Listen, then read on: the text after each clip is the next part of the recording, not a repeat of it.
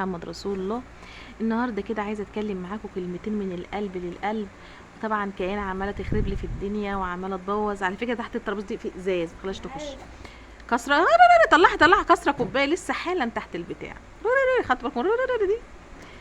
فانا عايزه اتكلم كلمتين من القلب يعني. يا جماعه والله العظيم يمكن الفيديو بتاع النهارده ممكن توصفوه ان هو تافه، انا معاكم ان هو تافه. بص والله العظيم شوفي اللي في رجليه.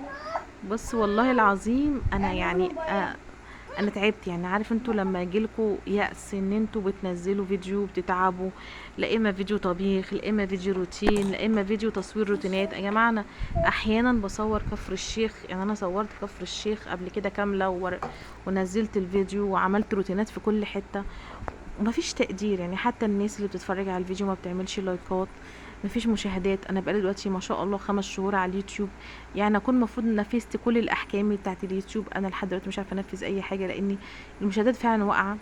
كل الناس اللي بتتفرج على الفيديو ما بتعملش لايكات، يعني فضلا وليس امر ان انتوا تعملوا لنا لايكات خاطر ربنا قبل اي حد. ثم عشان خاطرنا. كمان اليوتيوب يعني قدرنا شويه، يقدر الصفحات الصغيره اللي هي لسه صغيره.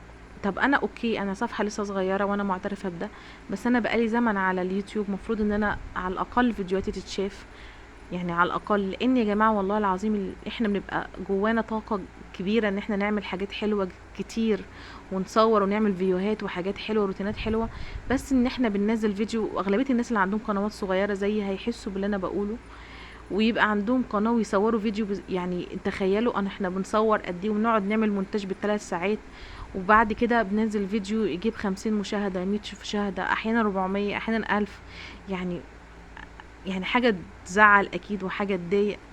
فطبعا ده رزق من عند ربنا وتوفيق برضو من عند ربنا، اللهم لا اعترض والحمد لله. بس في ناس كتير قوي بتتفرج ما بتعملش لايك. لو انت اتفرجت وعملت لايك وغيرك اتفرج وعمل لايك وساعدتنا ان احنا نقف على رجلينا، صدقونا هنبقى اكبر، يعني احسن من فيديوهات كتير بتعجبكم دلوقتي، لان هم خدوا فرصتهم احنا ما خدناش.